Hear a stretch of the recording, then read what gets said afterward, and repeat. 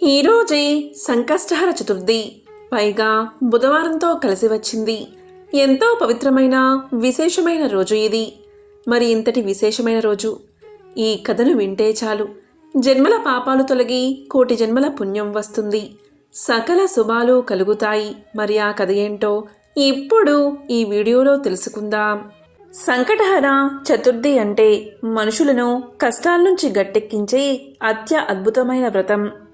విఘ్నాలను తొలగించే గణపతికి అత్యంత ప్రీతిపాత్రమైన తిథులలో ప్రధానమైనది చతుర్థి, అంటే చవితి తిథి. అయితే ఈ చవితి లేదా చతుర్థి పూజను రెండు రకాలుగా ఆచరిస్తారు. మొదటిది వరద చతుర్థి, రెండవది సంకష్టహర చతుర్థి. ఈ సంకటాలను తొలగించే సంకటహర చతుర్థి రోజున ఈ కథను విన్నా, చదివినా, చెప్పినా, వినిపించినా జన్మల పాపాలు తొలగి కోటి జన్మల పుణ్యం వస్తుంది, సకల శుభాలు కలుగుతాయి. మరి ఆ కథ ఏంటో ఇప్పుడు ఈ వీడియోలో తెలుసుకుందాం. వివాహం కొత్త ఇంట్లోకి ప్రవేశించే సమయంలో సైతం వినాయకుడికే తొలి స్థానం. పురాణాల ప్రకారం గణేశుడు పార్వతీ పరమేశ్వరుల పుత్రుడు. అయితే వినాయకుడు బ్రహ్మచారి అని, తనకు పెళ్లి జరగలేదని అనేక కథలు ప్రచారంలో ఉన్నాయి. ఎందుకు అంటే వినాయకుడు బ్రహ్మచారిగా ఉండాలని కోరుకున్నాడట. కానీ వినాయకుడికి ఒకరితో కాదు, ఏకంగా 2 మహిళలతో వివాహం జరిగిందని కొన్ని పురాణ కథలు చెబుతున్నాయి. దైవక యోగం ద్వారా 2 స్త్రీలను వినాయకుడు పెళ్లి చేసుకున్నాడట. ఆ కథలేంటో ఇప్పుడు తెలుసుకుందాం. ఒకసారి వినాయకుడు ప్రశాంతమైన వాతావరణంలో తపస్సు చేస్తూ ఉంటాడు. ఆ సమయంలో అటుగా వెళుతున్న తులసి గణేశుణ్ణి చూసి ఆకర్షితురాలు అవుతుంది. అంతేకాదు, వినాయకుణ్ణి వివాహం చేసుకోవాలని కోరుతుంది. దానికి విఘ్నేశ్వరుడు ఇలా చెప్తాడు: చూడు తులసి, నేను బ్రహ్మచారిని, నిన్ను వివాహం చేసుకోవడం కుదరదు అని చెప్పి ఆమె ప్రతిపాదనను వినాయకుడు తిరస్కరిస్తాడు. దానికి తులసి ఇలా పలుకుతుంది: చూడు విఘ్నేశ్వర, ఆడదాన్నై ఉండి మనసులో కోరిక చెప్పి నీ ముందు పెట్టినా కూడా నీవు నన్ను తిరస్కరించావు. కాబట్టి నీకు ఇదే నా శాపం. నీవు ఎలా అయితే నన్ను పెళ్లి చేసుకోనని తిరస్కరించావో ఆ పెళ్లి నీకు 2 అవుతుంది. ఒకరు కాదు, 2 పెళ్లిళ్ళు అవుతాయని కోపంతో శపించింది తులసి. అలా శాపం ఇవ్వడం గణేశుడికి నచ్చలేదు. వెంటనే కోపంతో విఘ్నేశ్వరుడు ప్రతిశాపాన్ని ఇలా ఇచ్చాడు: చూడు తులసి, నీవు నన్ను వివాహం చేసుకుంటాను అని అన్నావు. నేను బ్రహ్మచారిని కాబట్టి చేసుకోను అన్నాను. ఇందులో నా తప్పు ఏమాత్రమో లేదు కదా. ఇది తెలుసుకోక నువ్వు అహంకారంతో నన్ను శపించావు. అందుకు ప్రతిశాపంగా నీవు ఒక రాక్షసుణ్ణి వివాహం చేసుకుంటావు అని శపించాడు. అందుకే వినాయకుడి పూజలో తులసిని వాడకూడదు అంటారు. దానికి కారణం ఇదే. ఒక్క వినాయక చవితి రోజు తప్ప మిగతా రోజుల్లో వినాయకుడి దగ్గర తులసిని అస్సలు పెట్టకూడదు. ఇలా ఉండగా ఒకసారి విఘ్నేశ్వరుడికి తన రూపంపై, ఆకారంపై కోపం వచ్చింది. దాంతో బ్రహ్మచారిగా ఉండాలని నిర్ణయించుకున్నాడు. ఎందుకంటే తన పొట్ట ముందుకు చొచ్చుకుని వచ్చింది, తన ముఖం కూడా ఏనుగు రూపంలో ఉంటుంది. అందుకే తనను ఎవరూ పెళ్లి చేసుకోవడానికి ఇష్టపడలేదు. దీంతో మనసులో విఘ్నేశ్వరుడు ఎంతో బాధపడ్డాడు. తనకు వివాహం జరగకపోవడం వల్ల ఎక్కడైతే వివాహాలు జరుగుతాయో అక్కడ ఆటంకాలు కలిగించడం ప్రారంభించాడు వినాయకుడు. తనకు జరగని వివాహం ఎవరికీ జరగకూడదని కోపంతో ఆటంకాలు కలిగిస్తూ ఉంటాడు. అందుకు తన వాహనమైన ఎలుక సహాయం కూడా తీసుకుంటాడు. అయితే ఇలా వివాహాలన్నీ జరగక ఆటంకాలు కలుగుతూ ఉంటే ఇదంతా చూసిన దేవతలు ఎంతో బాధపడతారు. ఇది ఇలా కొనసాగితే లోక కళ్యాణానికి కూడా ఆటంకం కలుగుతుందని, సృష్టి కార్యానికి ఆటంకం కలుగుతుందని భావించిన దేవతలు ఒకరోజు తమ కష్టాలను తీర్చమని బ్రహ్మదేవుడి వద్దకు వెళ్లారు. వారి బాధంతా విన్న బ్రహ్మదేవుడు ఇలా పలికాడు: దేవతలారా, ఇలా వివాహాలకు ఆటంకం విఘ్నేశ్వరుడు కలిగించడం నాకు ఎంతో బాధగా ఉంది అని ఆలోచిస్తూ ఉండగా బ్రహ్మ మనసులోని ఆలోచన ద్వారా బ్రహ్మయోగం నుండి 2 కుమార్తెలు సిద్ధి, బుద్ధి పుట్టారు. వారిద్దరూ బ్రహ్మదేవుడి మానస పుత్రికలు. ఇక బ్రహ్మదేవుడు దేవతల కష్టాలు తీర్చేందుకు ఆ 2 కుమార్తెలను విఘ్నేశ్వరుడి దగ్గర విద్యను నేర్చుకోవడానికై పంపించాడు. ఆ విధంగా బ్రహ్మదేవుడి ఆదేశాల ప్రకారం గణేశుడు ఆ 2కి బోధన ప్రారంభించాడు. ఇక వినాయకుడి దగ్గరకు పెళ్లి సంబంధం విషయం ఎలుక తీసుకువచ్చినప్పుడు ఈ సిద్ధి, బుద్ధి విఘ్నేశ్వరుడి యొక్క దృష్టిని మరల్చేవారు. ఇలా లోకంలో మళ్లీ వివాహాలు జరగడం ప్రారంభమయ్యాయి. ఈ విధంగా కొన్నేళ్లు సాగగా ఒకరోజు విఘ్నేశ్వరుడికి నిజం తెలిసిపోయింది. లోకంలో అందరూ వివాహం చేసుకుంటున్నారని, దీనికి సిద్ధి, బుద్ధి కారణమని తెలుసుకుని కోపంతో వారిని శపించబోయాడు. ఆ సమయంలో అక్కడ బ్రహ్మదేవుడు ప్రత్యక్షమై ఇలా అంటాడు, చూడు విఘ్నేశ్వర, ఈ సిద్ధి బుద్ధులకు నువ్వంటే ఎంతో ఇష్టం కాబట్టి వారిద్దరినీ నువ్వు వివాహం చేసుకో అని ప్రతిపాదించాడు.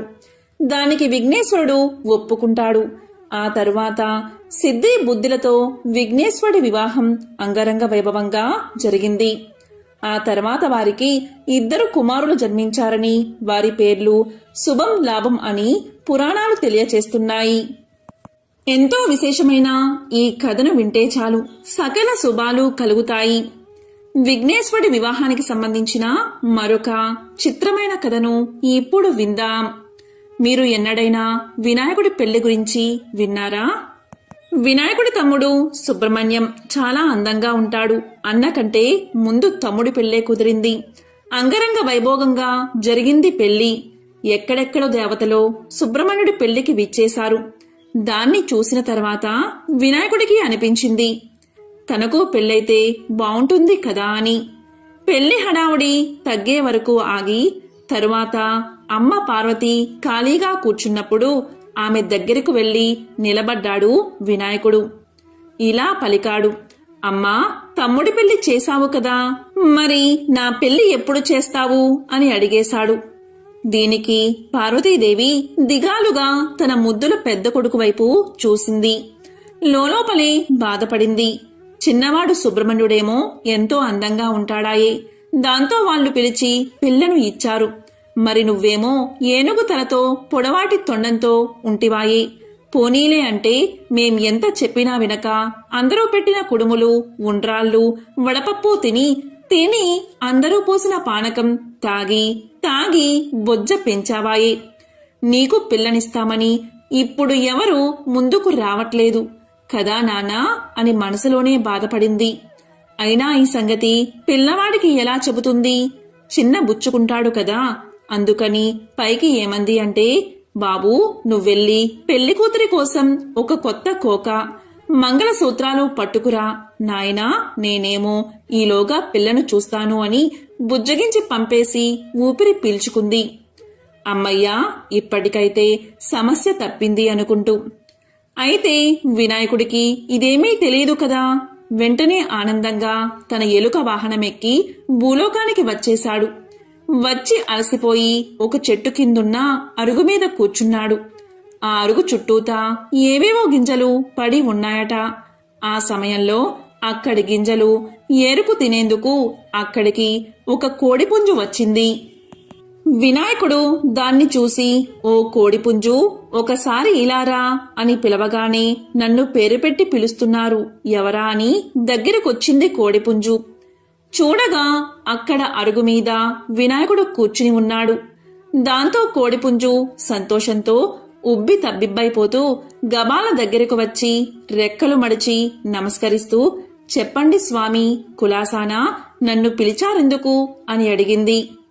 అప్పుడు వినాయకుడు ఇలా అన్నాడు, ఓహో కోడిపుంజు, నీ రెక్కలు ఎంత అందంగా ఉన్నాయి, నీ జుట్టు కిరీటంలాగా ఎంత బావుంది, నువ్వు చెప్పిన పనల్లా చాలా చక్కగా చేస్తావని, సమయపాలన అంటే ఏమిటో నీ నుండే నేర్చుకోవాలని అందరూ చెబుతుంటారు. మరి నువ్వు నాకు ఒక పని చేసి పెడతావా? చకచకా వెళ్ళి నాకో కొత్త కోక తెచ్చిపెట్టు, మా అమ్మ నాకు పెళ్లి చేస్తుందట అన్నాడు. దానికి కోడిపుంజు, అంత పెద్ద స్వామి తన్ను పొగిడాడే అని సంతోషించింది. దానిది ఏముంది స్వామి, ఒక్క నిమిషంలో పెద్ద బజారుకెళ్ళి వినాయకుడి పెళ్లికి కొత్త కోక కావాలి అని అడిగి తెచ్చేస్తా స్వామి, ఇక్కడున్నట్లే వచ్చేస్తాను అని వేగంగా వెళ్ళిపోయింది కోడి. అంతలో అక్కడ మొలిచి ఉన్న పచ్చగడ్డిని తినేందుకు గొర్రెపోతు ఒకటి అడ్డుగా వచ్చింది. దాన్ని చూసి వినాయకుడు భలే మురిసిపోయాడు. ఈరోజు అన్నీ మంచి శకునాలే, నేను తిరగకుండానే అన్ని పనులు ఎలా అయిపోతున్నాయో చూడు అని సంతోషపడ్డాడు.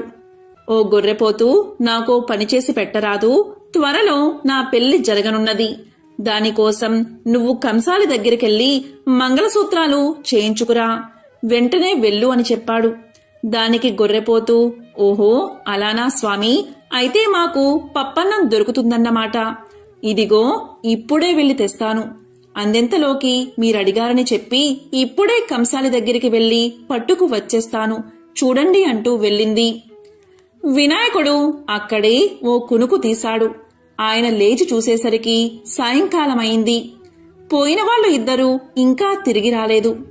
ఇక దాంతో వినాయకుడే మెల్లిగా ఎలుక వాహనం ఎక్కి బయలుదేరాడు. ఇద్దర్నీ వెతుక్కుంటూ కొంత దూరం వెళ్లేసరికి కోడిపుంజు కనిపించింది. ఏమే కోడిపుంజు, నా కొత్త కోక ఎక్కడా అని అడిగాడు దాన్ని. అప్పుడు కోడిపుంజు ఇలా పలికింది, స్వామి, మీకోసం కొత్త కోక తీసుకువస్తున్నానా, అంతలో అక్కడ నాకు ఒక జొన్నకంకి కనిపించింది. దాన్ని చూడగానే విపరీతంగా ఆకలి వేసింది. ఒక్క కంకి తినేసి వద్దామని మీ కొత్త కోకను పక్కన పెట్టి కంకి తినేసి వచ్చాను. అలా చేసేసరికి అక్కడ కోక లేదు. దాంతో ఇక మధ్యాహ్నం నుంచి దాన్నే వెతుకుతూ తిరుగుతూ ఉన్నానయ్యా అని చెప్పింది. దాంతో వినాయకుడు ఇలా అన్నాడు, చూడు కోడిపుంజు, నువ్వు కొత్త కోక తీసుకువస్తేనే నా పెళ్లి, అందుకని త్వరగా వెళ్లి వెతుక్కురా, లేకపోతే ఎలుక చేత నిన్ను కొరికించేస్తా, జాగ్రత్త అని బెదిరించాడు. దాంతో కోడిపుంజు కొత్త కోకో అని అరుచుకుంటూ ఆ కొత్త కోక కోసం ఈనాటికి వెతుకుతూనే ఉంది. పాపం ఆ అరుపేనట మనకు కొక్కరొక్కో అని వినబడేది. కోడిపుంజు కోక తేకపోయేసరికి ఇక సరేలే అని వినాయకుడు గొర్రెను వెతుకుతూ ఆ బజారు ఈ బజారు తిరిగాడట. అనుకున్నట్లుగానే గొర్రెపోతు ఎదురయ్యింది. స్వామి కోపంగా, ఏ గొర్రెపోతూ, నా తాలిబొట్టెక్కడా అనగానే అది వణికిపోతూ, స్వామి తమరు అడిగారని చెప్పగానే కంసాలి కనకయ్య తాలిబొట్టు చేసి ఇచ్చేశాడు. ఆ తర్వాత వస్తూ ఉంటే నాకు ఆకలి వేసింది. ఆ సజ్జ చేలో గడ్డి తింటూ ఒక్క క్షణం ఏమారాను. అంతలోనా ఎవరో ఆ తాలిబొట్టు కాజేశారయ్యా అని భయపడుతూ చెప్పింది గొర్రెపోతు. వినాయకుడికి మహా కోపం వచ్చేసింది. నువ్వు త్వరగా వెతికి తెచ్చివు, నా పెళ్లి జరగాలి అంటే ఆ తాళి కావాల్సిందే అనేశాడు కోపంగా. అలాగే స్వామి అని గొర్రెపోతూ పాపం ఆనాటి నుండి ఈనాటి వరకు వంచిన తల ఎత్తకుండా ఆ తాలిబొట్టు కోసం వెతుకుతూనే ఉంది. అయినా ఏం చేస్తాం, ఈ రోజు వరకు కూడా అటు తాలిబొట్టు కాని ఇటు కొత్త కోక గాని రానేలేదు. దాంతో మరి వినాయకుడి పెళ్లి జరగనేలేదు. పైపెచ్చు వినాయకుడి పెళ్లికి 1000 విఘ్నాలు అన్న సామెత కూడా పుట్టింది. ఒకానొకప్పుడు లక్ష్మీదేవి మానస సరోవరంలో జలకాలాడుతూ ఉండగా పార్వతీదేవి విష్ణు రూపాన్ని ధరించి లక్ష్మిని సమీపించింది. నవమోహనంగా కనిపించిన నారాయణుడి వేషంలో ఉన్న పార్వతికి కూడా లక్ష్మి సౌందర్యం మనోహరంగా కనిపించింది. ఇద్దరూ ఒకరిపై ఒకరు ఆప్యాయంగా చూసుకున్నారు. ఆ చూపుల కలయికతో సరోవరంలో ఒక స్వర్ణ కమలం లేచింది. అందులో దగదగా మెరిసిపోతున్న ఒక పసిపాప ఉంది. ఇక లక్ష్మీదేవి నారాయణుడి దగ్గరకు చేరి కౌగలించుకుంది. దీంతో పార్వతి పగలబడి నవ్వుతూ, నేను నారాయణుణ్ణి కాను లక్ష్మి అని నిజరూపంలో కనిపించింది. ఇక లక్ష్మీదేవి ఇలా పలికింది, అన్నకు తగ్గ చెల్లెలివే, నారాయణి అని అనిపించుకున్నావులే అంది. ఇక పార్వతీదేవి ఇలా అంటుంది, అప్పుడు విష్ణువు మోహిని రూపంలో శివుణ్ణి మాయొచ్చిన దానికి ఇది చల్లు అంది. స్వర్ణ కమలంలోనే ఉన్న పసిదాన్ని చూసి ఇద్దరూ ఎంతో మురిసిపోయారు. అపారమైన ప్రేమ పుట్టి చేతుల్లోకి తీసుకున్నారు. అప్పుడు విఘ్నేశ్వరుడు ప్రత్యక్షమై ఇలా పలికాడు, తల్లులారా, మీ ఇద్దరి అంశలతో అవతరించిన ఈ బిడ్డ పార్వతీ పరంగా జయ. లక్ష్మీపరంగా శ్రీ కలిసి జయశ్రీగా పెరుగుతుంది. ఈమెకు వరుడు కూడా శివకేశవుల అంశలతో అవతరించి ఉన్నాడు అని చెప్పి పసిదానితో ఉన్న స్వర్ణ కమలాన్ని కావేరీ నదిలో ఉంచిరమ్మని వాయుదేవుణ్ణి పంపాడు. ఇక వాయుదేవుడు అలాగే జయశ్రీని కావేరీ నదికి చేర్చాడు. ఇక దక్షిణ ప్రాంతాన్ని పాలించే చక్రవర్తి స్వర్ణ కమలంలో కనిపించిన బాలికను వరప్రసాదంగా భావించి తన పుత్రికగా తీసుకువెళ్లి నామకరణ మహోత్సవం జరిపిస్తూ ఉన్నాడు. ఆ సమయంలో ఆకాశవాణి ఇలా పలికింది, ఓ చక్రవర్తి, ఈమెకు జయశ్రీ అని పేరు పెట్టు అని పలికింది. ఇక అతను ఆమెకు జయశ్రీ అని పేరు పెట్టి అల్లారు ముద్దుగా పెంచుకుంటున్నాడు. జయశ్రీ రాకుమారిగా పెరిగి ముల్లోకాలలో అంత సౌందర్యవతి సాహసవంతురాలు ఉండదని పేరు తెచ్చుకుంది. జయశ్రీకి రాజభవనం కంటే ప్రకృతి సౌందర్యాలతో నిండి ఉండే అరణ్యాలలో విహరించడమంటే ఎంతో ఇష్టంగా ఉండేది. విల్లమ్ములు ధరించి వన్యమృగాలను అదుపులో ఉంచుతూ తిరుగుతూ ఉండేది. ఇక శివకేశవుల అంశతో స్వామి అనే పేరుగల యువకుడు తిరుగుతూ ఉన్నాడు. హరిహర అంశాలతో అవతరించిన స్వామి కైలాసానికి వెళ్లి విఘ్నేశ్వరుణ్ణి, కుమారస్వామిని కలుసుకోవాలి అనుకున్నాడు. ఒకరోజు అలాగే వెళ్లాడు. అప్పుడు విఘ్నేశ్వరుడు, కుమారస్వామి ముచ్చటలాడుకుంటూ ఉన్నారు. అప్పుడు విఘ్నేశ్వరుడు కుమారస్వామితో ఇలా పలికాడు, ఈ మానస సరోవరంలోని లక్ష్మీ పార్వతుల తేజస్సులతో స్వామికి కాబోయే దేవేరి ఉదయించింది అని అన్నాడు. ఇక స్వామి ఆ మాటలు విన్నా ఏమీ తెలియనివాడి వలె మౌనంగా తన ఇంటికి చేరుకున్నాడు. ఒకరోజు స్వామి వినోదంగా పెద్ద పులి మీద స్వారీ చేస్తూ అరణ్యంలో తిరుగుతూ ఉండగా పులిని కదనివ్వకుండా చుట్టూరా బాణాలు రివ్వురివ్వున నాటుకున్నాయి. ఇక స్వామి బాణాలు వచ్చిన దిశగా కోపంగా చూశాడు. విల్లమ్ములతో టీవీగా నుంచుని చిరునవ్వు విసిరిన జయశ్రీ కనిపించింది. స్వామి గుండెల్లో బాణంలాగా గుచ్చుకుంది. ఇక జయశ్రీకి స్వామి గురించి విఘ్నేశ్వరుడు ఇదివరకే కలలో చెప్పి ఉన్నాడు. అతని కోసమే ఆమె అరణ్యాల్లో తిరుగుతుంది. ఇక నారదుడి ఆదేశం ప్రకారం జయశ్రీకి స్వయంవరం ఏర్పాటు చేశాడు చక్రవర్తి. ఆమె ఎంతో సౌందర్యవతి కావడంతో రాజాది రాజులుగా మారు వేషాల్లో ఇంద్రాది దేవతలు కూడా వచ్చారు. స్వామి మాత్రం ఒక సాధారణ యువకుడి రూపంలో విల్లమ్ములు ధరించి ఒక పెద్ద నల్ల కుక్కను వెంట పెట్టుకుని వచ్చాడు. ఇక రాజాది రాజులు గర్వం వలకబోస్తూనే స్వామిని, అతని పెంపుడు కుక్కను ఎగతాళి చేశారు. దీంతో స్వామి యొక్క కుక్క పెద్ద పులిగా మారింది. ఇక స్వామి దానిపై కూర్చున్నాడు. దీంతో స్వామిని చూసిన జయశ్రీ పరిగెత్తుకుంటూ వచ్చి అతని మెడలో వరమాల వేసింది. ఈ దృశ్యాన్ని చూసిన రాజుల వేషంలో ఉన్న దేవతలు స్వామిపై యుద్ధానికి దిగారు. అప్పుడు స్వామి తన నిజరూపంతో హరిహర స్వామిగా సాక్షాత్కరించాడు. ఇక దేవతలందరూ చేతులెత్తి శరణం స్వామి అని పలికారు. ఆ విధంగా స్వామి జయశ్రీల వివాహం దేవాది దేవతల మధ్య మహావైభవంగా జరిగింది. వశిష్ఠ మహర్షిని చూసి సూరసేన మహారాజు ఇలా అడిగాడు, మహాత్మా, సంకష్టహర చతుర్థి వ్రత మహత్యాన్ని తెలియచేయండి అని కోరగా వశిష్ఠుడు ఇలా చెప్పసాగాడు. మహారాజా, పూర్వం కృతవీరుడు అనే రాజు ఉండేవాడు. పరమ ధర్మాత్ముడు, ధర్మశీలుడు. బ్రాహ్మణుల పట్ల, దేవతల పట్ల భక్తి ప్రపత్తులు కలిగి ఉండేవాడు. ఎంతో పుణ్యాత్ముడై ఉండి కూడా అతనికి ఎంతకాలానికి సంతాన భాగ్యం కలగలేదు. అప్పుడు అతడు తన రాజ్యాన్ని మంత్రులకు అప్పగించి అడవులకు వెళ్లి కేవలం గాలిని మాత్రమే సేవిస్తూ సంతానం కోసం కఠోరమైన తపస్సు చేయసాగాడు. ఎంత ఘోర తపస్సు చేసినా పరమేశ్వరుడు అతన్ని అనుగ్రహించలేదు. దీనికి కారణం అతడు పూర్వజన్మలో పాపాలు ఎక్కువగా చెయ్యడమే. ఇంతకీ పూర్వజన్మలో కృతవీరుడు ఎవరు అంటే ఒక కడజాతివాడు, పరమ దుర్మార్గుడు. ఎంత దుర్మార్గుడు అంటే అతని ముఖం ఎవరైనా చూస్తే సమస్త పుణ్యాలు హరించుకుపోతాయి. అతను ఒక సందర్భంలో ధనం కోసం 12 మంది బ్రాహ్మణులను దారుణంగా హత్య చేశాడు.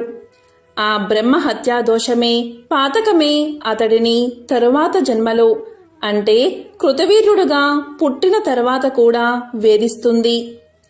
కఠినాత్ముడిగా జన్మించిన ఆ జన్మలోనే అతనికి తెలియకుండానే సంకష్టహర చతుర్థి రోజు చంద్రోదయ సమయంలో గణపతిని స్మరించడం వల్ల, అదే జన్మలో సంకష్టహర చతుర్థి రోజు చంద్రోదయ సమయంలో మరణించడం వల్ల తరువాత జన్మలో అతను కృతవీర్యుడు అనే రాజుగా జన్మించాడు. అనుకోకుండా అతనికి తెలియకుండానే ఆ జన్మలో అతను గణపతిని ఏ విధంగా జపించాడు అంటే అది సంకష్టహర చతుర్థి రోజు. ఆ కఠినాత్ముడికి ఎక్కడా దొరకని ఆహార పదార్థాలు ఆ రోజు అతనికి లభించాయి. అతని కుమారుడి పేరు గణపతి. ఆ తినే పదార్థాలను తన కుమారుడితో కలిసి భోంచెయ్యాలని ఆ పుణ్య దినం రోజు చంద్రోదయ కాలంలో గణపతి తొందరగా రాబాబు అంటూ కొడుకును అనేకసార్లు పిలిచాడు ఆ దుర్మార్గుడు. సంకష్టహర చతుర్థి గణపతికి ఎంతో ప్రీతిపాత్రమైన రోజు. ఆ రోజు ఏ ఉద్దేశంతో అయినా సరే ఎవరైనా గాని గణపతిని ఒక్కసారి స్మరిస్తే చాలు, అతను ఎంత కఠినాత్ముడైనా సరే అతనికి విశేష పుణ్యం లభిస్తుంది. ఆ విధంగా తెలియక గణపతి నామాన్ని స్మరించగానే అతనికి కూడా అనంతమైన పుణ్యం లభించింది.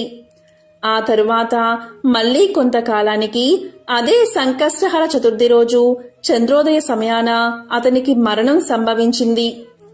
అతనికి పుణ్యలోకం ప్రాప్తించింది. మహాగణపతి యొక్క లోకాన్ని పొందాడు. ఆ పుణ్య విశేషం వల్ల మరు జన్మలో కృతవీర్యుడు అనే రాజుగా జన్మించాడు. అయితే పూర్వజన్మలో 12 మంది బ్రాహ్మణులను అకారణంగా చంపిన బ్రహ్మహత్యా పాపం వల్ల అతనికి ఈ జన్మలో ఎంతటి కఠోరమైన తపస్సు చేసినా కూడా సంతాన భాగ్యం కలగలేదు. అయితే కృతవీర్యుడు కనుక 1 సంవత్సరం పాటు నియమపూర్వకంగా గణపతి వ్రతాన్ని ఆచరిస్తే తప్పకుండా సంతాన భాగ్యం కలుగుతుంది అని బ్రహ్మదేవుడు కృతవీర్యుడి తండ్రికి తెలియచేశాడు. ఎంతో విశేషమైన సంకష్టహర చతుర్థి రోజున గణపతిని ఎవరైతే చంద్రోదయ సమయంలో పూజిస్తారో వారి సమస్త సంకష్టాలు తొలగిపోతాయి. బిడ్డలు లేని వారికి సంతానం కలుగుతుంది. వారి యొక్క సమస్త మనోభీష్టాలు నెరవేరతాయి. కళ్ళు లేని వారికి కళ్ళు, మూగవాళ్లకు నోరు, కాలు లేని వారికి కాళ్ళు తిరిగి వస్తాయి. రాజ్యం పోయిన వారికి తిరిగి రాజ్యం వస్తుంది. ఆ విధంగా కృతవీర్యుడు సంకష్టహర చతుర్థి వ్రతాన్ని ఆచరించి మహాబల పరాక్రమవంతుడైన కార్తవీర్యార్జునుణ్ణి కుమారుడిగా పొందాడు. అంతేకాదు కార్తవీర్యార్జునుడు కూడా సంకష్టహర చతుర్థి వ్రతాన్ని ఆచరించి సహస్ర బాహువులను పొందాడు. అలాగే మేరు పర్వతమంతా దేహాన్ని కూడా పొందాడు. ఈ భూమండలానికి అత్యంత బల సంపన్నుడిగా ఎదిగాడు అని వశిష్ఠుడు సూరసేన మహారాజుకు తెలియచేశాడు. కాబట్టి ఎంతో పవిత్రమైన ఈ కథను ఈ రోజు విన్నా, చెప్పినా, చదివినా అన్ని ఆటంకాలు తొలగి మీరు చేసే ప్రతి పనిలో విజయం కలుగుతుంది. అష్టైశ్వర్యాలు, భోగ భాగ్యాలు కలుగుతాయి. ఈరోజు ఈ పవిత్ర కథను విన్నా, చెప్పినా, చదివినా ఆటంకాలు, దరిద్రం తొలగి జీవితంలో అన్ని జయాలే కలుగుతాయి. మరి ఆ కథ ఏంటో, తప్పకుండా వినవలసిన ఆ విశిష్టమైన కథ ఏంటో ఇప్పుడు విందాం. ఒకసారి బ్రహ్మ సత్యలోకంలో కమలాసనం మీద కూర్చుని పగలంతా సృష్టి చేసి అలసిపోయి కల్పాంతం సమీపించడంతో నిద్రమత్తు ఆవరించి, ఆ నిద్రమత్తులో ఆయన ఆవరించినప్పుడల్లా పర్వత శిఖరాగ్రాలు చిట్లిపోయి అగ్నులను వెదజల్లసాగాయి. నిద్ర పట్టే సమయాన కళ్ళు చెమ్మగిల్లి ఆకాశంలో గుంపులుగా కూడిన ప్రళయం మేఘాల మెరుపులతో భయంకరంగా గర్జిస్తూ ఏనుగు తొండంలాంటి వర్షాన్ని వర్షించి లోకాన్ని జలమయం చెయ్యసాగాయి. బ్రహ్మ కనురెప్పలను బరువుగా వాల్చడం ప్రారంభించేసరికి అన్ని దిక్కుల్లో కూడా గాఢాంధకారం అలుముకుంది. ఇలాంటి ప్రళయ పరిస్థితుల్లో బ్రహ్మ నిద్రించాడు. ఆయనకు ప్రళయం అనేది రాత్రి కాలం. తిరిగి నూతన కల్పారంభం కానున్న సమయం ఆసన్నమైంది. సరికొత్త జగత్తు మీద వెలుగు ప్రసరించబోతున్న తరుణంలో సరస్వతీదేవి వీణను సవరించి భూపాల స్వరాలను నెమ్మదిగా పలికిస్తూ ఉండగా బ్రహ్మకు మెలకువ వచ్చింది. ఆయన పద్మాసనం వేసి కూర్చుని 4 ముఖాలతో 4 దిక్కులా కలియ చూడసాగాడు. కింద ఉన్న జగత్తు అంతా నీటిమయమై మహాపర్వతాల్లాంటి కెరటాలతో కల్లోలంగా ఉంది. ఆ తరంగాల మధ్య తెల్లని మిరుమిట్లు గొలిపే ఒక కాంతి రేఖ కనిపించింది. ఆ కాంతిలో తరంగాలపై తేలుతూ ఒక పెద్ద మర్యాకు, దానిమీద చందమామ లాంటి పసివాడు పడుకుని కుడికాలి బొటనవేలును చప్పరిస్తూ కనిపించాడు. అప్పుడు బ్రహ్మ చేతులు జోడించి కన్నులు మూసి ధ్యానించి తెరిచేటంతలో ఒక వింత దృశ్యం కనిపించింది.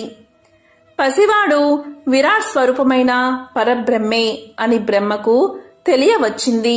ఆ పిల్లవాడు ఏనుగు తలను కలిగి ఉండి బొటన వేలును నోట్లో పెట్టుకుని చప్పరిస్తూ చాలా ప్రసన్నంగా ఉన్నాడు. చంద్రకాంతితో ప్రకాశిస్తూ ఉన్నాడు. 4 చేతులు కలిగి ఉన్నాడు. బ్రహ్మ ఆశ్చర్యంగా చూస్తున్న మరు నిమిషంలో ఆకుతో సహా ఆ పిల్లవాడు అదృశ్యమైపోయాడు. బ్రహ్మకు ఆ ప్రదేశంలో ఎత్తుగా లేచిన పెద్ద మట్టి దిబ్బ ఒకటి కనిపించింది. క్రమక్రమంగా నీటి నుండి విశాలమైన భూభాగాలు, సముద్ర భూభాగాలు ఏర్పడ్డాయి. ఇక బ్రహ్మ సృష్టికి పూనుకున్నాడు. మొదట పర్వతాలు, నదులు ఏర్పడాలని సంకల్పించి కమండలంలోంచి నీరు తీసి జగత్తు మీద చల్లి అటు తర్వాత వృక్షాలను, ఖనిజాలను సంకల్పించాడు. తరువాత కదలాడే జీవరాశిని, మొదట సముద్రంలో చేపలను, తరువాత భూమి మీద జంతుజాలాన్ని, క్రిమి కీటకాలను, పక్షుల్ని సృజించాడు. తరువాత మనుషులను సంకల్పించి కమండలంలోని ఉదకాన్ని చెల్లాడు బ్రహ్మ. సృష్టిని చేస్తూ ఉన్నంతసేపు సరస్వతీదేవి వీణను వాయిస్తూనే ఉంది. ఎందువల్లో అనుకోని విధంగా వీణ అపశృతి పలికింది. సరస్వతీదేవి నివ్వెరపడుతూ కిందకు చూసి మరింత నివ్వెరపోయింది. బ్రహ్మ అర్ధాంగి యొక్క నివ్వెరపాటుకు అర్థం కాక కమలాసనం నుండి వంగి కిందకు చూశాడు. పర్వతాలు బోర్లా పడుతూ ఉన్నాయి. శిఖరాలు భూమిలోకి పాదుకుని వెడల్పుగా ఉన్నాయి. పర్వతాలు సూర్యరశ్మి పడకుండా గొడుగులాగా ఎగురుతూ ఉన్నాయి. నదులు సాగరం నుండి ఎత్తు ప్రదేశాలకు చేరబోతున్నాయి. వృక్షాలు తలకిందులుగా వేళ్లు ఆకాశానికి తగులుతున్నాయి. సముద్ర తలం మీద జలచరాలు తేలుతూ కుప్పి గంతులు వేస్తున్నాయి. కొన్ని నిటారుగా పయనిస్తున్నాయి. కొన్ని జలచరాలు గాలిలో ఎగురుతున్నాయి. జంతువులు వికృతంగా పుట్టాయి. తలలు లేకుండా కొన్ని, కాళ్ళు లేకుండా కొన్ని, ఒక కాలివి కొన్ని, 3 కాళ్ళవి కొన్ని, చెవులు ఉండి కొన్ని, నోరు లేనివి కొన్ని, తోకలకు తలలు ఉన్నవి కొన్ని, తలలకు తోకలు ఉన్నవి కొన్ని, ఇలా వికృతంగా కనిపించాయి. పక్షులకు రెక్కలు లేవు. ఈ వక్రాలంటినీ గమనించి బ్రహ్మ ఎంతగానో కలవరపడుతూ తన మనుష్య సృష్టి ఎలా ఉందో అని ఆతృతంగా ఒకసారి భూమి వైపు చూశాడు. మనుషుల్లో కొందరికి 2 తలలు ఉన్నాయి. అందులో ఒకటిది స్త్రీది, రెండవది పురుషుడిది. పురుషుడు జానెడు బెత్తడు ఉన్నాడు. స్త్రీలు పెద్ద ఏనుగుల్లాగా తాటి చెట్టంత ఉన్నారు.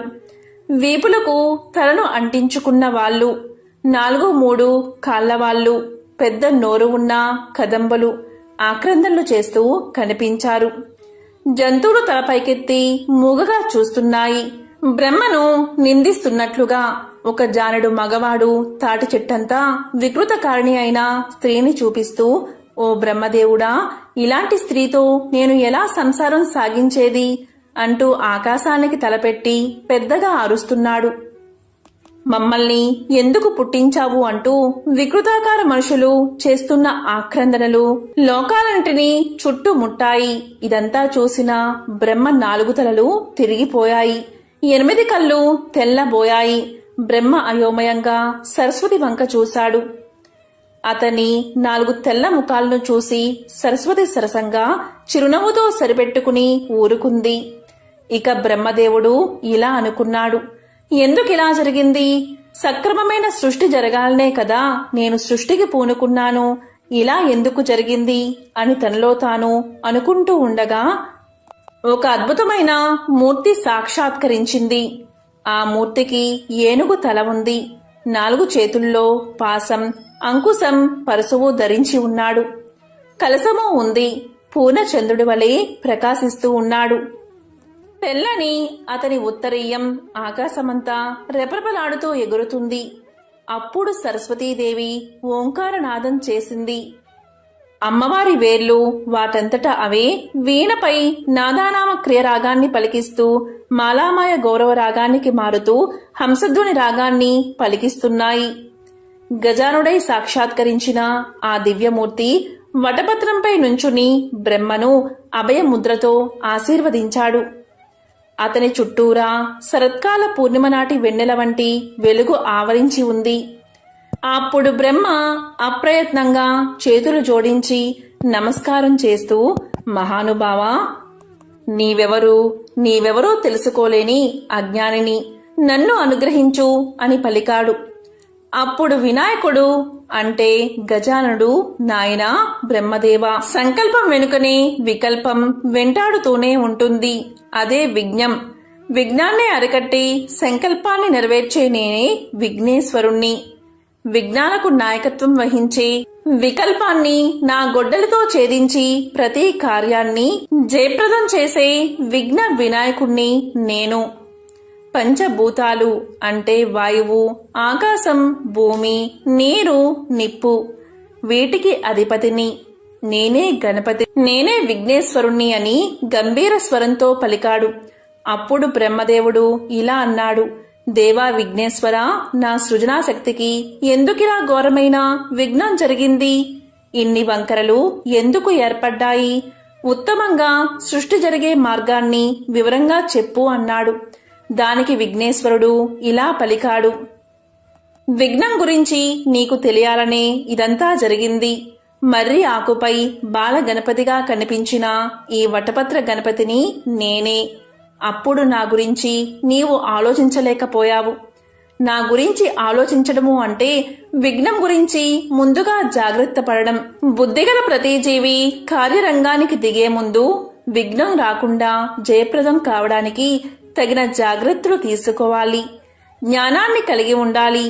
ఏనుగు అడుగు వేసే ముందు నేల గట్టితనాన్ని తెలుసుకుని అడుగు వేస్తుంది.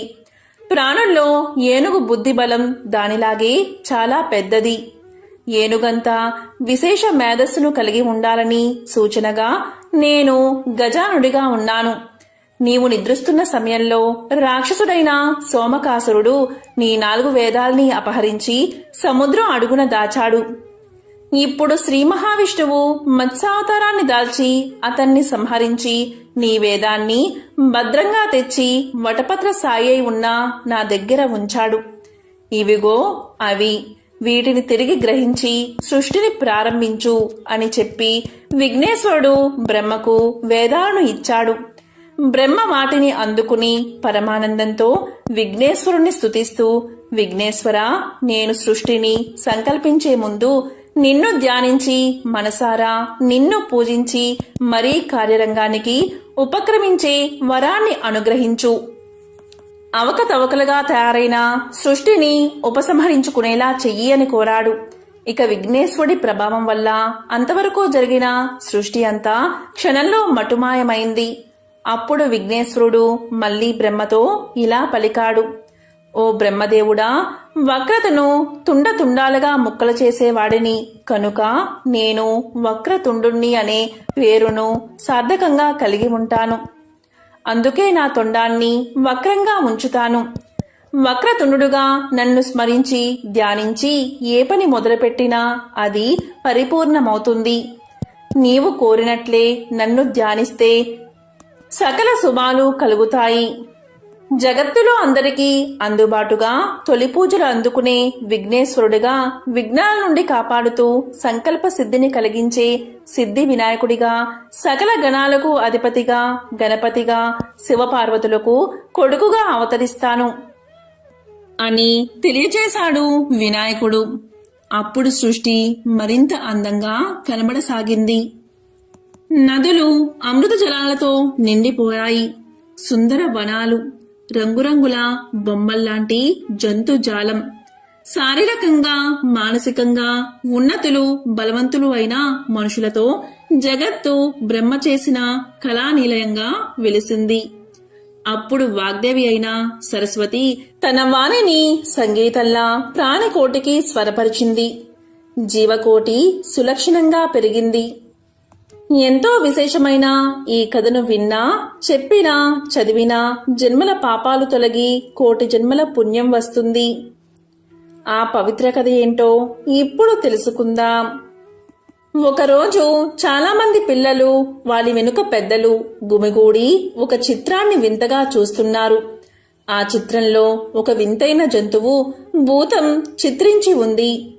అప్పుడే మండపంలోకి ప్రవేశిస్తున్న పావనమిత్రుడు పిల్లల కుతూహలతను గ్రహించి ఇలా అన్నాడు. పిల్లలు, ఇలా రండి, ఆ విచిత్ర జంతుభూతం కదా మీకు వివరిస్తాను అంటూ కథను చెప్పడం ప్రారంభించాడు. ఒకసారి ఇంద్రుడు సగర చక్రవర్తి యొక్క యాగాశ్వాన్ని దాచాడు. అంతేకాదు, పృథు చక్రవర్తి యాగాన్ని సరిగ్గా పూర్తవ్వకుండా గుర్రాన్ని దొంగలించబోయాడు. ఇలాంటి పాషాణ వేషాలు ఎన్నో వేశాడు.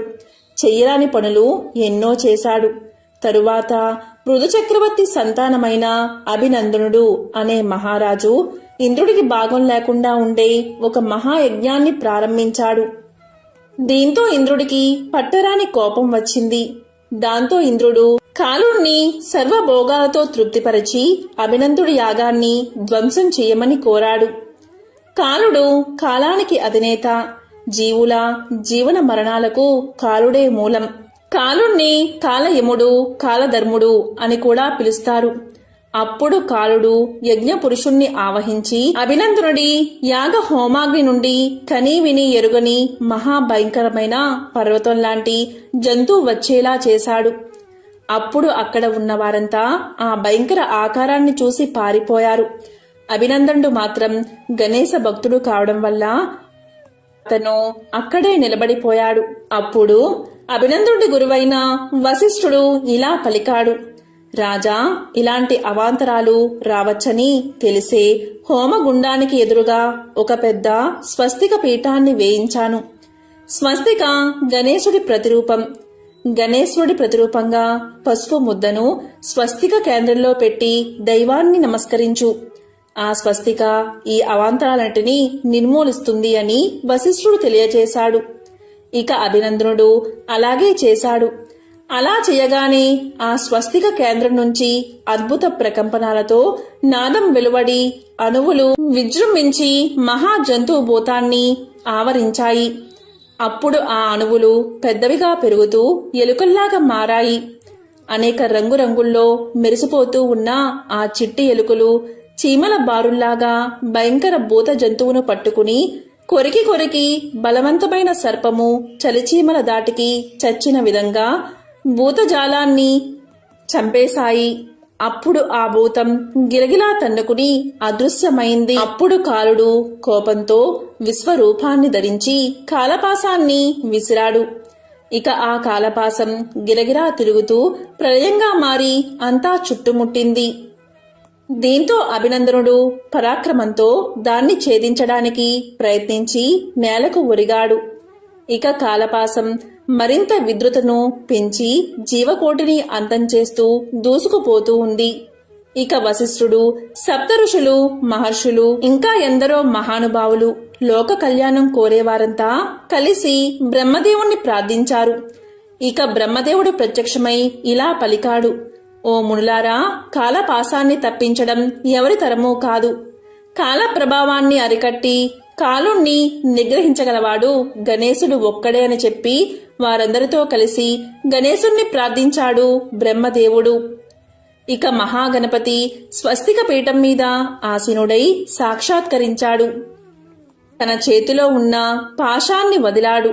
గణేశుని పాశం కాలపాశాన్ని ఉచ్చుపన్ని గణాధిపతి ముందు కట్టి పడేసింది. ఇక కాలుడు పరాభవంతో మండిపడుతూ అతి భయంకరంగా కోపంతో తన విశ్వరూపాన్ని చూపుతూ కాలదండాన్ని ఎత్తి దులిపించాడు. ఇక గణేశుడు అంకుశాన్ని వదిలాడు. అది కాలుణ్ణి తరుముతూ తరుముతూ గణేశుని పాదాల మధ్య ఇరుక్కుపోయే విధంగా చేసింది. అప్పుడు వినాయకుడు 2 పాదాలతో కాలుణ్ణి గట్టిగా నొక్కాడు. అప్పుడు కాలుడు విఘ్నేశ్వరు నుంచి బయటపడి వినాయకుడికి నమస్కారం చేసి ఇలా పలికాడు: గజానన గణేశ వినాయక, నీ మహాపాశం ముందు నా కాలపాశం ఎంత? విశ్వాన్ని అదుపులో ఉంచే నీ అంకుశం ముందు నా దండం ఏపాటిది? పర్వతం లాంటి భయంకర ఆకారాన్ని నీ వాహన రూపాలైన చిట్టి ఎలుకలు చంపేశాయి. నీవు దయచేసి నన్ను క్షమించు అని వేడుకున్నాడు.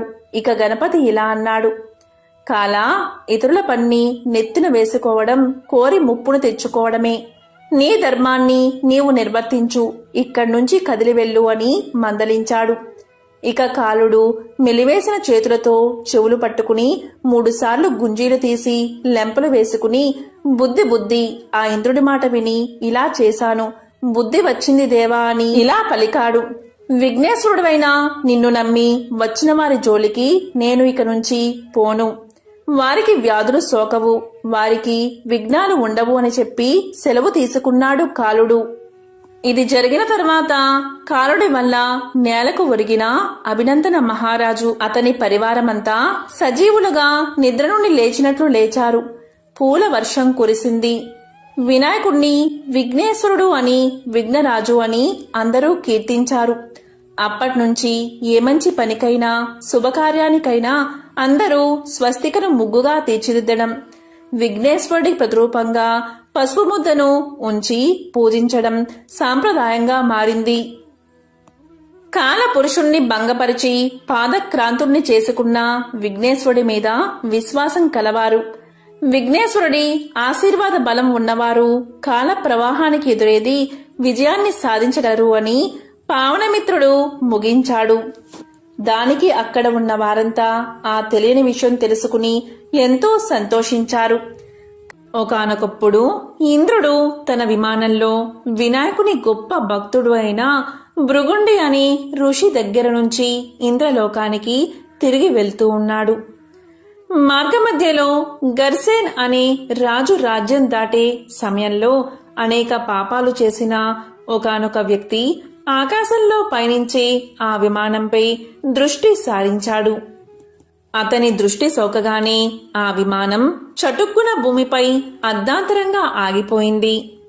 ఆ ఇంద్ర విమానం అద్భుతమైన వెలుగుకి ఆశ్చర్యపోయిన ఆ దేశపు రాజు సురసేనుడు గబగబా బయటకు వచ్చి ఆ అద్భుతాన్ని చూసి ఆశ్చర్యపడుతూ చూస్తూ ఉన్నాడు. అక్కడ ఇంద్రుణ్ణి చూసి ఎంతో సంతోషించాడు మహారాజు.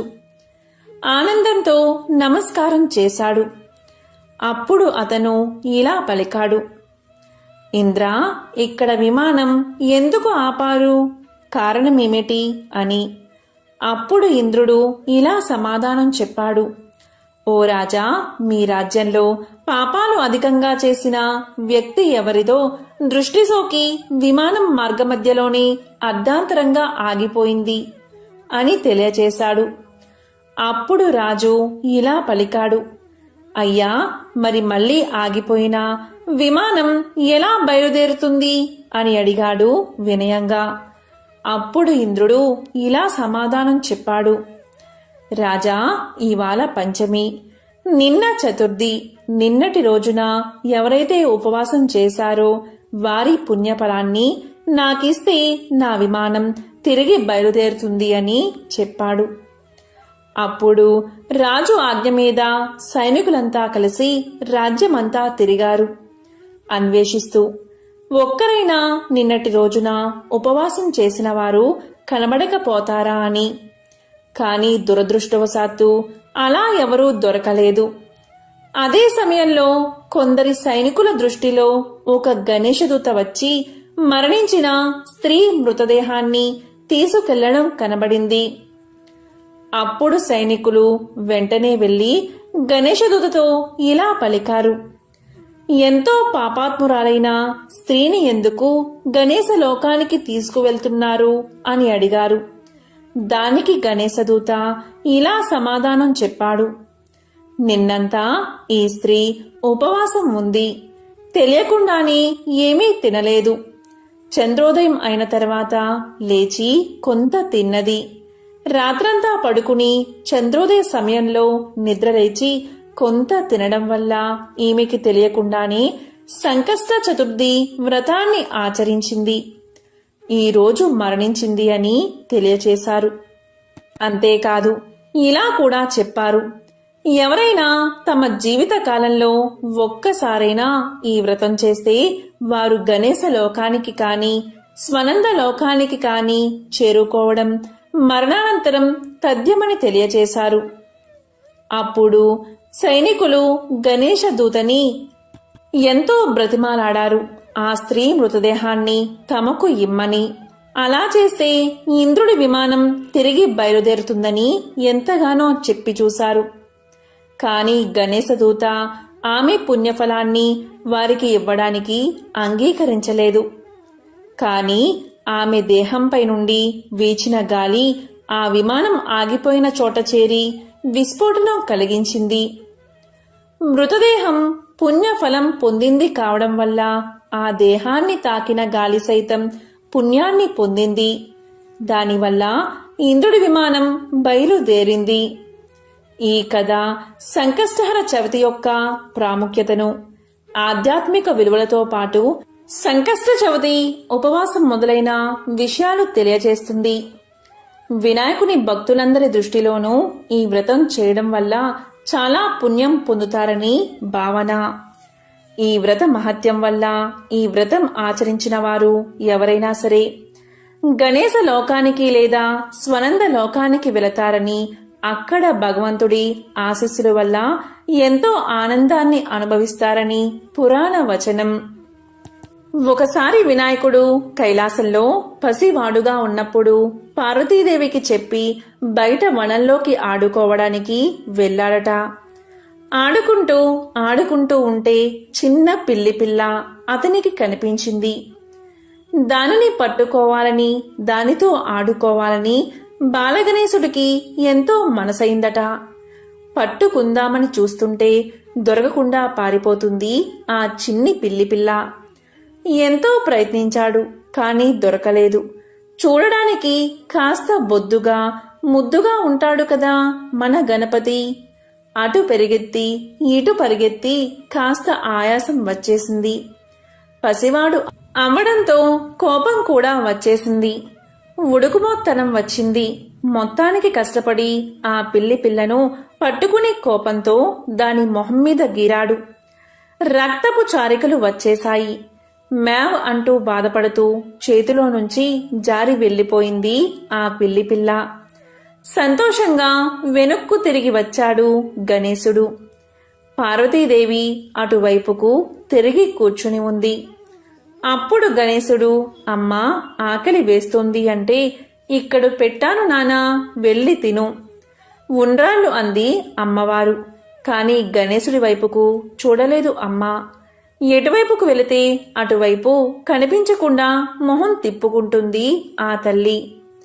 దీంతో గణేశుడికి బాధ వేసింది. అమ్మా ఏం చేశాను నేను, ఎందుకిలా తల తిప్పుకుంటున్నావు అని అడిగాడు. అలా అడిగితే ఏమీ లేదు నాన్నా, నువ్వు వెళ్ళు అంది ఆ తల్లి.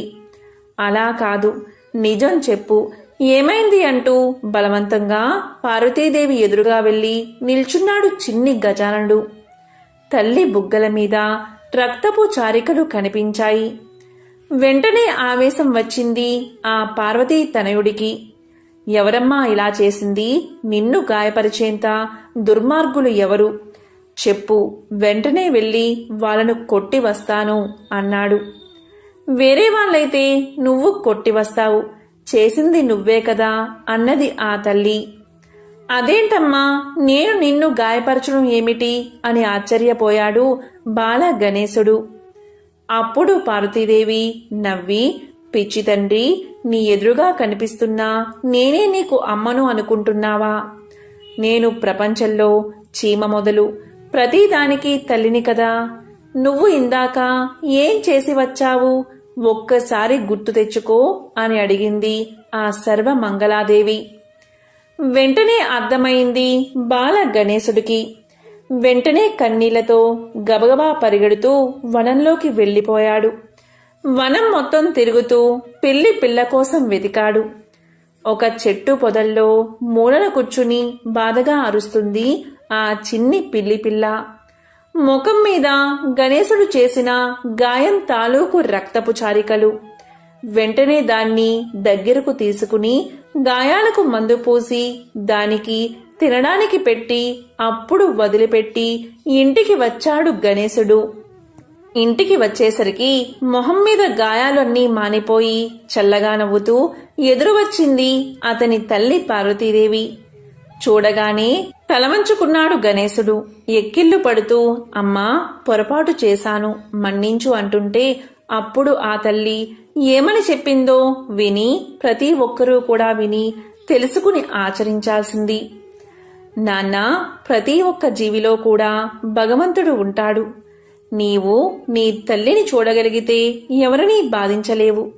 ఇది ప్రతి ఒక్కరూ జీవితంలో ఆచరించవలసింది. అనవసరంగా ఎవరినీ నొప్పించడం, శారీరకంగా మానసికంగా హింసించకూడదు. హింసించి పూజ చేశాను, వ్రతం చేశాను అంటే ఫలితం ఉండదు. అందరితో మంచిగా ఉంటూ ఉంటే అనుకోకుండానే తెలియకుండానే మనకు మంచి జరుగుతుంది అని ఆ తల్లి బాల గణేశుడికి చెప్పింది అని మన పెద్దవాళ్ళు చెబుతూ ఉంటారు. నలుగురితో మంచిగా ఉండడం, వీలైనంత సాయం చేస్తూ కలిసిపోవడం అనేవి మంచి లక్షణాలుగా ఆ పార్వతీ తనయుడికి తల్లి పసివయసులో బోధించింది. ఎంతో పవిత్రమైన విశిష్టమైన ఈ సంకష్టహర చతుర్థి రోజు ఈ కథలను వింటే చాలు, ఆ వినాయకుడి అనుగ్రహం తప్పకుండా మీకు కలుగుతుంది. ఓం గం గణపతయే నమః.